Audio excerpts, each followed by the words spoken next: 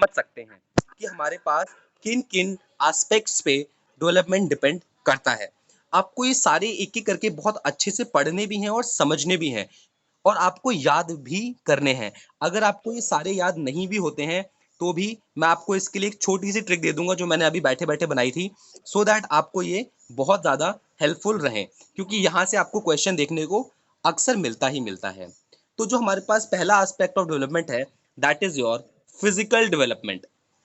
आप जैसा कि जानते हैं, कोई भी एक बच्चा होता है, उसकी बॉडी में जो भी उसके बॉडी ऑर्गन्स डेवलप करते हैं या फिजिकल बॉडी उसकी डेवलप करती है, वो हमारा डेवलपमेंट ऑफ बॉडी के अंदर आता है। That is a physical development. एक बच्चा है, छोटा है, बड़ा हो गया, उसकी हाइट इंक्रीज हो गई, फिजिकली डेवलप कर गया, उसके आर्म्स पहले छोटे छोटे होते हैं। आप एक न्यूबॉर्न बेबी को देखो, कितने छोटे छोटे हाथ और उसके छोटे छोटे हाथ पैर होते हैं, लेकिन कुछ टाइम बाद वो धीरे धीरे बढ़ रहे हैं।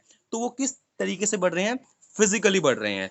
तो ये जो इस टाइप का डेवलपमेंट होता है उसे हम फिजिकल डेवलपमेंट बोलते हैं। इसमें आपको जो पढ़ने के लिए दो तीन पॉइंट्स में मेंशन किया है, development of the body and its part, functioning of various parts of the system, rate of physical development different from one individual to another. ऐसा नहीं है कि सबकी रेट ऑफ डेवलपमेंट सेम होगी, किसी की कम हो सकती है, किसी की ज्यादा हो सकती है। कुछ बच्चे बहुत जल्दी बड़े हो जाते हैं और कुछ बच्चों को बढ़ने में थोड़ा सा टाइम लगता है। तो हमारे पास जो पहला एस्पेक्ट ऑफ डेवलपमेंट है, that is physical development. Second आता है हमारे पास मोटर डेवलपमेंट। अब फिजिकल डेवलपमेंट और मोटर डेवलपमेंट लगभग आपको थोड़े से सेम लगेंगे। आप बोलोगे डेवलपमेंट ऑफ मसल्स की बात कर रहे हैं यहाँ पर, लेकिन सिर्फ ये मसल्स की बात नहीं करता है, ये स्किल्स की बात भी करता है। मोटर डेवलपमेंट का मतलब होता है हम उसके अंदर कौन कौन सी स्किल्स लेके आ रहे हैं। इसके लिए आपको एग्जांपल देना चाहूंगा। एक बच्चा है जिसे मैं एक बॉल को कैच करने के लिए थ्रो कर रहा हूं, अगर वो कोई बच्चे बॉल को बहुत अच्छे से कैच कर लेंगे, किसी से वो कैच मिस हो जाएगा। तो ये सारी चीजें आपके पास मोटर डेवलपमेंट के अंडर आती हैं। आप डांस को ले सकते हो, dance is also a skill. किसी को डांस करना बहुत अच्छे से आता है, किसी की बॉडी मूवमेंट बहुत अच्छी होती है, किसी की बॉडी मूवमेंट बहुत खराब होती है। तो उसका रीजन यही होता है कि उसके अंदर जो मोटर डेवलपमेंट है वो उसी तरीके से ग्रो किया होता है। तो पहला हमने पढ़ा फिजिकल डेवलपमेंट, दूसरा हमने पढ़ा मोटर डेवलपमेंट।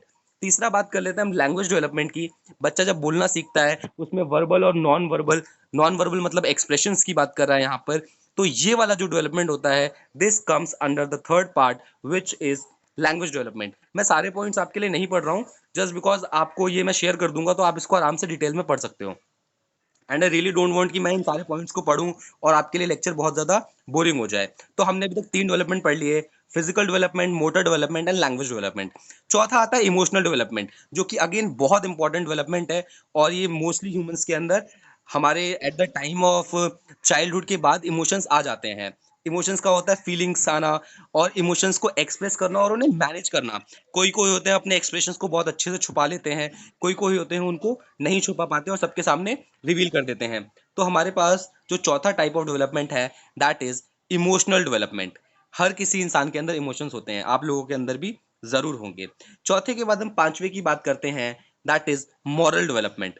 अब मॉरल और बिहेवियर के बारे में आपने मॉरल डेवलपमेंट की थ्योरी भी पढ़ी होगी।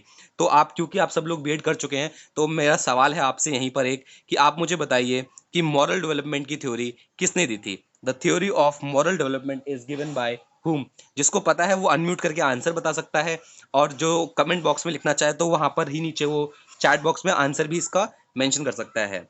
तो आपको पता होना चाहिए मॉरल डेवलपमेंट क्या होता है। तो किसी भी बच्चे के अंदर हम मॉरल डेवलपमेंट को भी देख सकते हैं। मॉरल डेवलपमेंट के पॉइंट्स एक बार पढ़ देता हूँ मैं। डेवलपमेंट ऑफ मॉरल बिहेवियर, उसका बिहेवियर कैसा है? कोई कोई बच्चे बहुत ज़्यादा अच्छे से तमीज़ से बात करते हैं, कुछ थोड़े से रूड हो जाते हैं, कुछ अलग टाइप के होते हैं।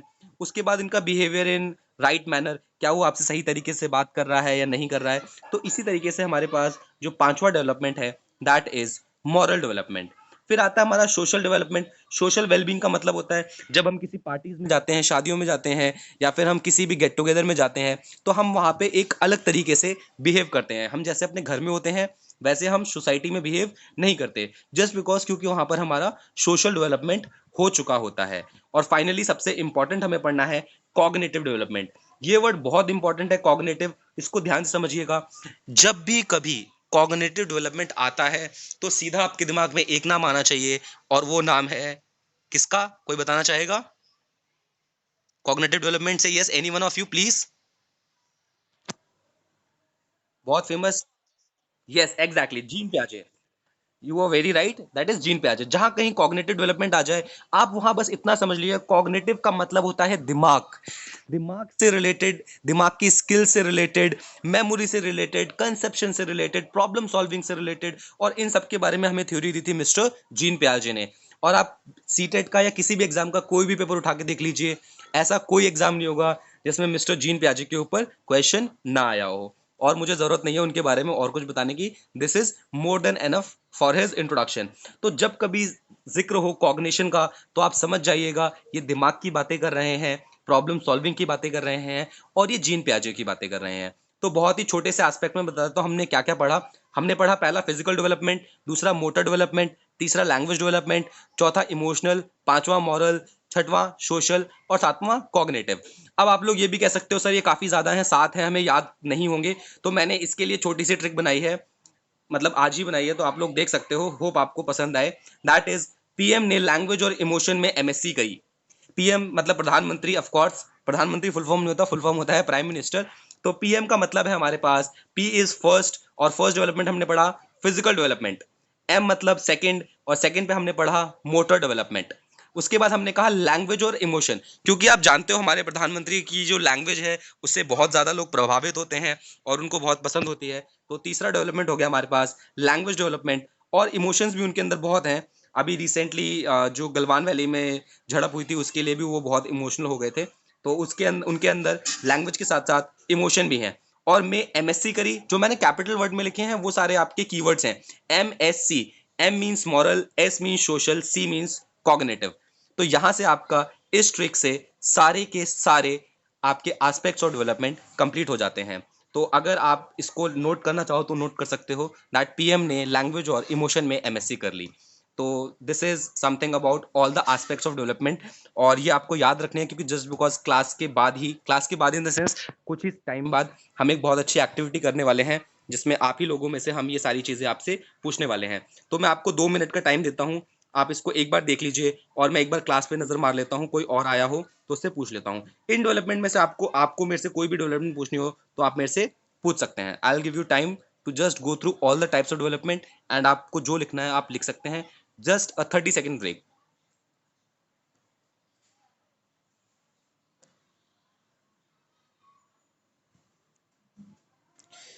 आंसर आ गए हैं, unknown gender Kohlberg, Jayapal Kohlberg, yes exactly correct answers, बिल्कुल कोलबर्ग ने हमें दी थी मॉरल डेवलपमेंट की theory.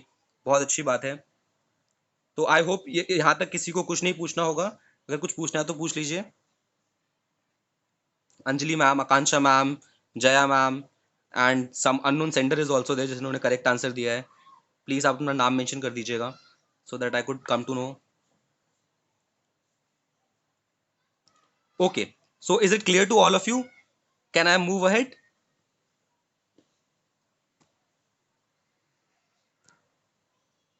Yes, any one of you can just unmute yourself and let me know. Akansha ma'am, is it clear to you? आपको आ गया ये चीज?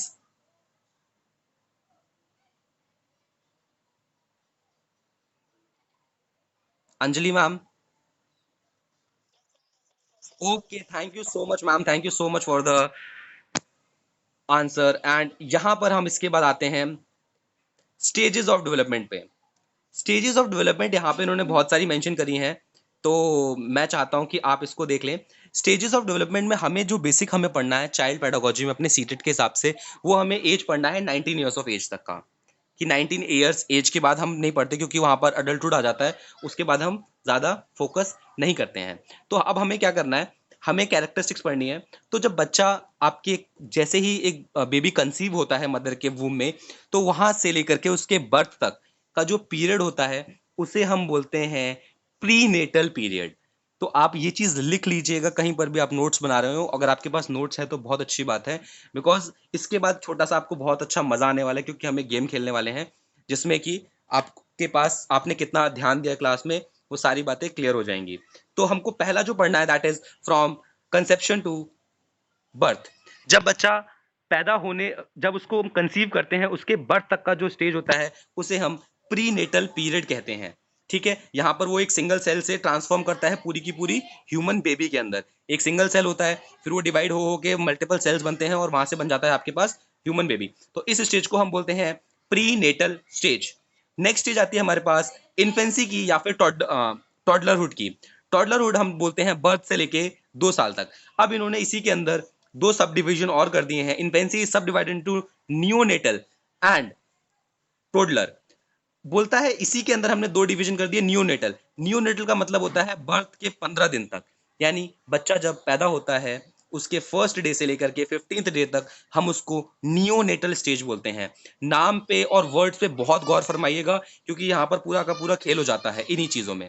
तो ये हमारे पास होता है नियोनेटल स्टेज, बर्थ से लेके 15 डेज तक। और उसके बाद 18 से 24 महीने तक ही इज अ टॉडलर। और टॉडलर में वो छोटी मोटी स्किल सीखता है, लाइक वॉकिंग, टॉकिंग। अब मेरे को तो इतना अच्छे से नहीं पता है, लेकिन आप लोगों के घर में अगर छोटे बच्चे होंगे तो आप लोग उनको देखते होंगे कि वो किस तरीके से बोलना सीखता है, किस एज में बोलना सीखता है। 24 month is around 2 years only, fine. तो 2 ईयर्स के अंदर अंदर वो चलना सीख जाता है और बोलना सीख जाता है।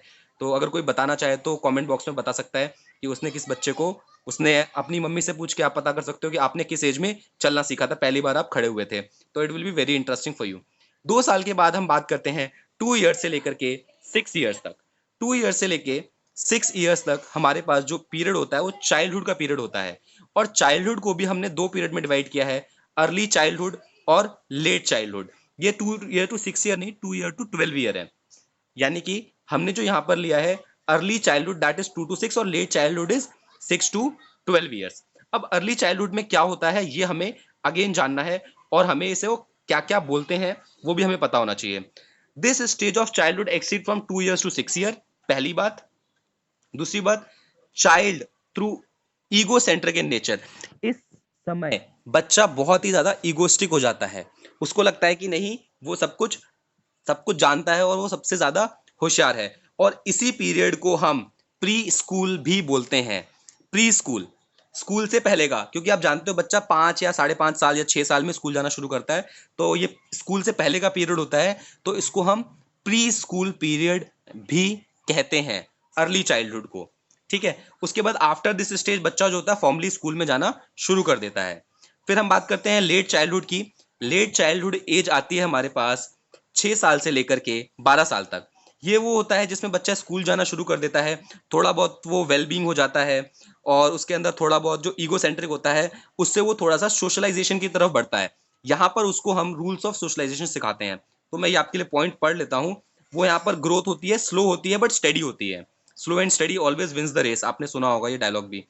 उसके बाद हम बात करते हैं इसकी स्टेज की, तो कंटिन्यू मास्टरिंग लैंग्वेज। यहाँ पर वो लैंग्वेज को और अच्छे से सीखता है, रीडिंग सीखता है, अर्थमेटिक्स सीखता है, राइटिंग सीखता है, प्ले करना, गेम्स खेलना सीखता है, और सोशलाइजेशन के रूल्स भी वो इसी टाइम में सीखता है। 6 से 12 साल, यानी कि आप कह सकते हो अप टू क्लास 1 to 5 की बात कर रहे हैं। ये जो पीरियड होता है इसको हम लेट चाइल्डहुड की बात कर रहे हैं, 6 से लेकर 12 साल तक की। उसके बाद जो हमारा पीरियड आता है दैट इज योर अडोलेसेंस। और ये सबसे खतरनाक पीरियड होता है, क्योंकि इसी एज में जो जिसको हम टीनेजर भी बोल देते हैं, ऑफकोर्स 12 के बाद 13 एज शुरू हो गई, 13 to 19, जिसको हम टीनेजर भी बोलते हैं। और आप लोगों को पता है कि ये एज काफ़ी ज़्यादा खतरनाक होती है। आप सभी लोग इस एज को पार कर चुके हैं, तो आप सब लोग अच्छे से समझ पाएंगे। This period is a bridge between childhood and adulthood. इसमें बच्चा छोटा भी नहीं होता है और बच्चा बड़ा भी नहीं होता, ये उन दोनों के बीच की स्टेज होती है। तो बच्चे बहुत कंफ्यूज होते हैं। कभी कभार पेरेंट्स उनको कह देते हैं अब तुम बड़े हो गए हो, अब ऐसी हरकतें मत किया करो। और कभी कभार पेरेंट्स उनसे ये कह देते हैं कि नहीं बेटा, अभी तुम छोटे हो, तुम ऐसे फैसले मत लो। मैं पक्का 100% गारंटी से कह सकता हूँ इस एज में आप भी बहुत कंफ्यूज होते होगे कि हम छोटे हैं या हम बड़े हैं। उसके बाद बोलता है the beginning of this period puberty leads to sexual maturity. Of course उसके अंदर कुछ सेक्सुअल मैच्योरिटी भी आ जाती है, ऑर्गन्स अच्छे से डेवलप होना शुरू हो जाते हैं, पीयर ग्रुप बन जाता है। पीयर ग्रुप आप जानते होगे, पीयर मतलब होता है दोस्त, दोस्तों का ग्रुप बहुत होता है। और इस टाइम पे लोग दोस्त के लिए जान देने और लेने को तैयार होते हैं। वैसे इसके बाद भी लोग ऑफकोर्स जान देने और लेने को तैयार हो जाते हैं, लेकिन फिर भी पीयर ग्रुप इस टाइम पे बहुत ही ज्यादा इंपॉर्टेंट फैक्टर रखता है। और इसको हम बोलते हैं एडोलेसेंस की एज। इसके बाद की जो एजेस हैं ये क्योंकि हमें नहीं पढ़नी है, यंग अडल्टहुड, मिडिल अडल्टहुड और फाइनली लेटर अडल्टहुड। इस ये हमें एजेस इसलिए नहीं पढ़नी है क्योंकि हम पढ़ रहे हैं चाइल्ड डेवलपमेंट। और हम ये मानते हैं एडोलेसेंस के बाद जो चाइल्ड होता है वो पूरी तरह डेवलप हो चुका है। तो क्योंकि ये एक एनसीईआरटी बुक है मेरे पास जो, जिससे मैं कि आपको ये सारी चीज़ें प्रोवाइड कराता हूँ, तो इसीलिए इन्होंने आगे की भी दे रखी है। तो ये हमें इतने ध्यान से नहीं पढ़नी है, बट स्टिल आपको नाम के लिए पता होना चाहिए कि इस एज में क्या होता है। तो इसीलिए हम थोड़ा सा ले लेते हैं। यंग अडल्टहुड में क्या होता है, बच्चा अपने करियर पे, फैमिली पे ज्यादा ध्यान देने लग जाता है। करियर उसके लिए इंपॉर्टेंट होता है, फैमिली इंपॉर्टेंट होती है, सोसाइटी इंपॉर्टेंट हो जाती है उसके लिए। और उसके बाद मिडिल अडल्टहुड में अगर हम देखें तो वो एक एम्प्टी नेस्ट की तरीके से होता है। ये पढ़ लीजिए आप, that it is a period of stability. ये वो पीरियड होता है जिसमें आपकी स्टेबिलिटी आ जाती है, क्योंकि आपके पास जॉब होती है, आपके पास इस टाइम तक आपकी शादी भी हो चुकी होती है, तो यहाँ पर एक स्टेबिलिटी आ जाती है। इस एज को हम, evaluation is also known as empty nest, इसे हम कभी कभार खाली घोंसले की तरीके से भी कंसिडर कर लेते हैं। और ये retirement takes place at the end of this stage. और जैसे जैसे ये स्टेज एंड होती है 60 साल में, रिटायरमेंट हम ले लेते हैं। और लेटर अडल्टहुड आप जानते ही हैं, लेटर अडल्टहुड में क्या होता है, ऑफकोर्स 60 एज के ऊपर की बात कर रहे हैं, यानी कि हम अपने दादा दादी की बात कर सकते हैं। This period is characterised by decline in physical functions. Of course हमारे फिजिकल फंक्शंस काम करना अच्छी तरीके से नहीं करते, बंद कर जाते हैं। It is also characterised as adjustment of deteriorating health. Health of course खराब हो जाती है। Reduce in income, of course retirement के बाद उतना पैसा नहीं मिलता जितना पहले मिलता है। Loss of spouse, partner and peer. हमारी जो वाइफ होती है, स्पाउस होती है, या हमारा पार्टनर जो होता है, अगर फीमेल्स हैं उनके लिए मेल पार्टनर और दोस्त होते हैं, उनका सबका यहाँ पर लॉस हो जाता है। ठीक है, तो this is all about the stages of development. तो इसमें से अगर किसी को कुछ भी पूछना है, या एक बार कोई इसको देखना चाहता है, तो मैं टाइम दे रहा हूं, आप इसको आराम से देख सकते हैं और मुझे बता दीजिए आपको ये समझ में आ गया या नहीं आया।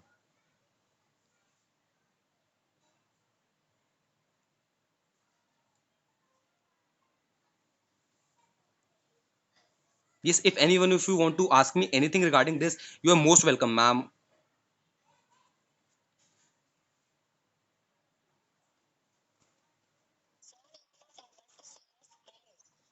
Right now,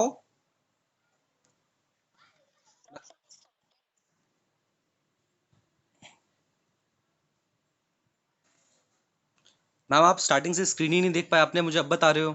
is it visible now? Oh so sorry ma'am, my bad. Let me make it very clear again. तो सबसे पहले मैंने आपको अपनी स्क्रीन दिखाई थी, और मैंने अपने मार्क्स से स्टार्ट किया था, जो शायद मैंने अब डिलीट भी कर दिया होगा। चलो कोई बात नहीं, मैं आपके लिए दोबारा ऐड कर देता हूँ। You should have asked me before it, but not an issue. Just give me one second. I think so it will be here on, no, not this, not this, not this. Just I tried, but I think so शायद से वो button जो था वो उसने ठीक से काम नहीं किया होगा। Not this also. चलो, I'll just show it to you on WhatsApp only, so that you can be able to see it.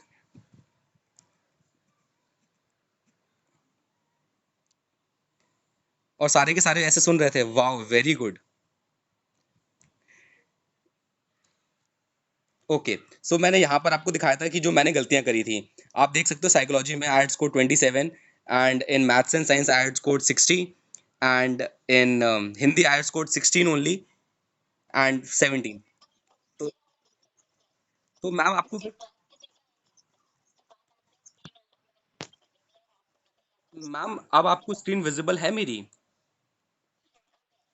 So sorry ma'am, मेरे से गलती हो गई है, my bad. Domains of development मैंने बताया था, पहला फिजिकल डेवलपमेंट, दूसरा मोटर डेवलपमेंट, तीसरा लैंग्वेज डेवलपमेंट, आपने अगर सुना हो तो, चौथा इमोशनल डेवलपमेंट, पांचवा moral development, social development and cognitive development. तो इस तरीके से मैंने इनकी नंबरिंग कर दी थी, that is first, second, third, fourth, fifth, six and seventh. और इसके बाद मैंने नीचे आपको एक छोटी सी ट्रिक बता दी थी, दैट पीएम ने लैंग्वेज और इमोशन में एमएससी करी। तो यहाँ पर पीएम लिखा था मैंने, that is prime minister. Physical development, motor development, language development, emotion development. MSc का फुल फॉर्म मैंने बताया था, मॉरल, सोशल और कॉग्निटिव। तो एम से मॉरल, एस से सोशल और सी से कॉग्निटिव डेवलपमेंट। तो this is all about the aspects of development. Hope अगर आपने मुझे बहुत ध्यान से सुना होगा तो आपको क्लियर हुआ होगा ये। उसके बाद हमने स्टेजेस के बारे में बताया था। Stages is this prenatal stage, that is from conception to birth. जब बेबी कंसीव होता है उससे बर्थ तक का टाइम होता है, इसके बारे में आपको ऑलरेडी बता चुका हूँ। दूसरा आता है इन्फेंट्स एंड टॉडलर, बर्थ से लेकर के 2 साल तक का time, that is from birth to 2 years। और इसके बारे में भी मैंने आपको बताया। अर्ली चाइल्डहुड मैंने बताया, फिर मैंने आपको लेटर चाइल्डहुड बताया। उसके बाद हमने एडोलेसेंस के बारे में बात करी। फिर हम यंग चाइल्डहुड और मिडिल चाइल्डहुड और लेटर चाइल्डहुड को हमने कहा था, क्योंकि हमें इन पे ध्यान नहीं देना है, जस्ट बिकॉज ये हमारे सिलेबस में नहीं है, हमें केवल 19 ईयर्स तक पढ़ना है। तो it is all about it. Hope now is it visible to you all. अगर इससे रिलेटेड किसी को कुछ पूछना है तो please you are most welcome to ask me. उसके बाद चलो, हमें वैसे भी अब एक्टिविटी की जरूरत है। अच्छी बात है, अगर आप लोगों ने नहीं देखा तो can we start up with the activity? Okay ma'am. So पहली एक्टिविटी हमारे पास ये है कि मेरे पास मेरी स्क्रीन पे आप देख सकते हो कि ये मेरे पास डोमेन्स और डेवलपमेंट है। इनको मैं नंबर दे देता हूँ, 1 2 3 4 5 6 7।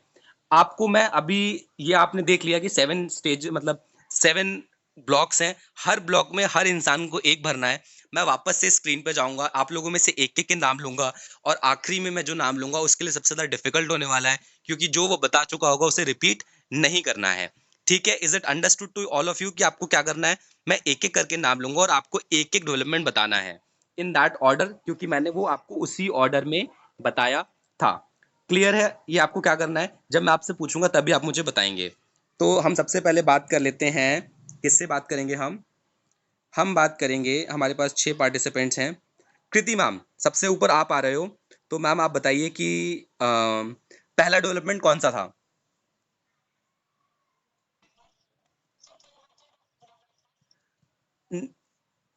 फिजिकल डेवलपमेंट मैम, मैं इसकी बात कर रहा हूँ, मैं स्टेजेस की बात नहीं कर रहा हूँ। हम डेवलपमेंट के डोमेन्स की बात कर रहे हैं ma'am. Got it? The first one is, PM ने इमोशन और लैंग्वेज में एमएससी करी। Physical development, thank you so much. Smruti ma'am, second development.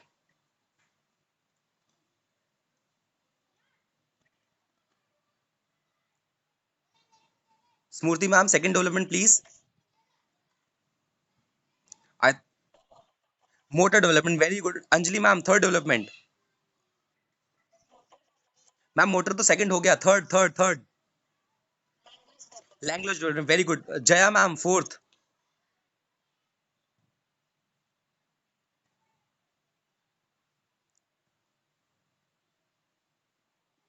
Jaya ma'am, fourth development.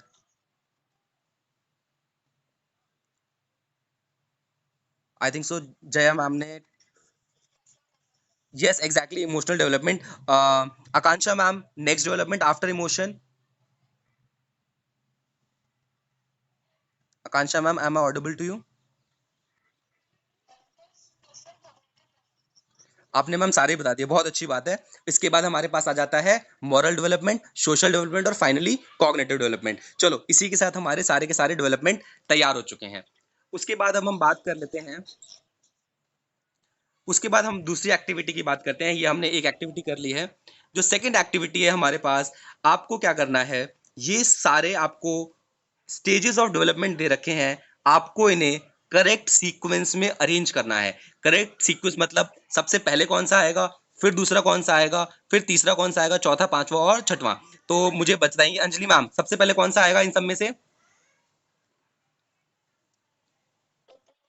Exactly, very good. तो पहले में आ जाएगा हमारे पास ई। स्मूर्ति मैम, सेकंड बताइए प्लीज, प्रीनेटल के बाद कौन सा आएगा?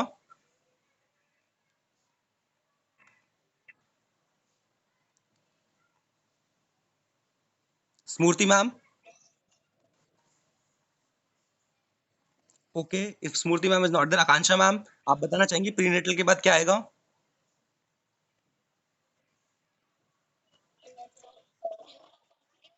एग्जैक्टली मैम, प्रीनेटल के बाद आएगा नियोनेटल। नियोनेटल के बाद क्या आएगा, कृति मैम?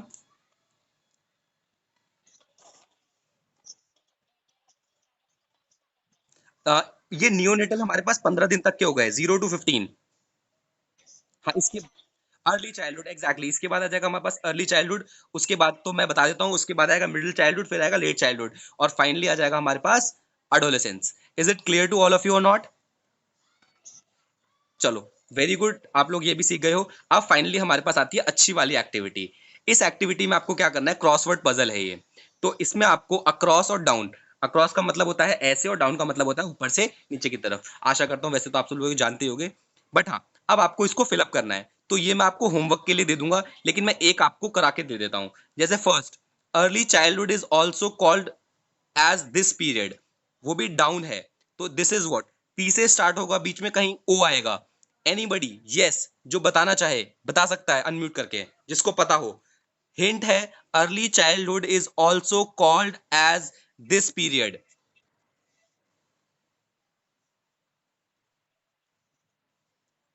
यस,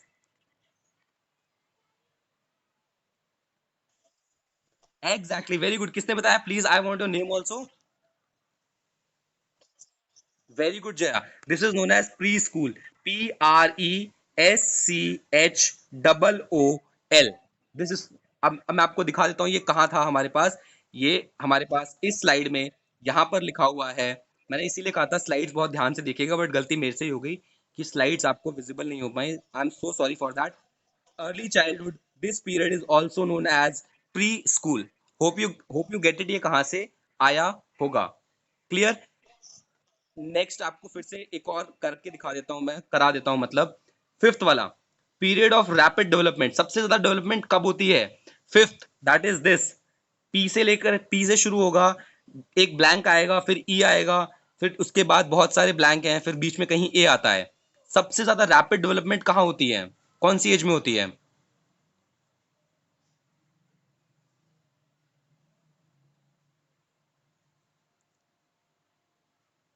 सबसे ज्यादा बच्चा जल्दी कब बड़ा होता है? आप लोग खुद बता सकते हैं। Rapid development. चलो मैं आपको स्क्रीन फिर से दिखा देता हूँ, क्योंकि आपने नोट्स पढ़े नहीं होंगे। देख लो, ढूंढ लो और बता दो मुझे आंसर। सॉरी मैम, ये आपको क्रॉसवर्ड पजल भी देखना है। फिफ्थ इज अक्रॉस, फिफ्थ वाला अक्रॉस में। तो फिफ्थ इज दिस, तो ये पी से शुरू हो रहा है और अक्रॉस जाएगा ऐसे। Exactly, prenatal. Pre, NEATAL, prenatal stage. आपने देखा होगा जो बच्चा होता है सबसे पहले जब छोटा होता है, उसके बाद बहुत जल्दी बढ़ता है वो। देखा है आपने? बहुत जल्दी जल्दी वो ग्रो करता है। तो ये पीपीटी और ये जो भी मेरे पास स्लाइड्स हैं, ये मैं आपके साथ शेयर कर दूंगा। तो इसमें बचे हुए जितने भी हैं, ये क्रॉसवर्ड पजल पूरा का पूरा आपका होमवर्क हो जाएगा। ठीक है? Is it clear to all of you? तो ये आपको कंप्लीट करना है, और पीपीटी मैं आपके साथ शेयर कर दूंगा, आप चाहो तो वहां से पढ़ के भी इसको भर सकते हो। तो this is something which is very interesting. और उसके बाद हम बात कर लेते हैं कल के आंसर्स की। तो जो हमने, सॉरी, आज के आंसर्स की, जो आज हमने हिंदी का पैसेज भेजा था, हम ऐसा ही करेंगे, एक दिन इंग्लिश पैसेज, एक दिन हिंदी पैसेज। तो जो मैंने आपको हिंदी का पैसेज भेजा था, उसका आंसर आप लोग खुद ही चेक कर सकते हो। सबसे पहला है आंसर है दीर्घ संधि। मेरी हिंदी बहुत कमजोर है, आप लोग को पता चल रहा होगा, बट डोंट वरी, हम एक मैम को हायर करेंगे हिंदी पढ़ाने के लिए। उसके बाद हमारे पास तीसरा आता है मुकाबला करना, ऑप्शन 3। उसके बाद हमारे पास ऑप्शन जो है, third option is option number 2, परंपरा से मिले जुले। उसके बाद हम बात कर लेते हैं फोर्थ ऑप्शन की, दैट इज विशाल समुद्र सीमा की। एंड जो फाइनली फिफ्थ आंसर था, वो था महत्वपूर्ण भूमिका। आप सबने ये सारे क्वेश्चन आंसर्स किए होंगे, जिसने भी किए होंगे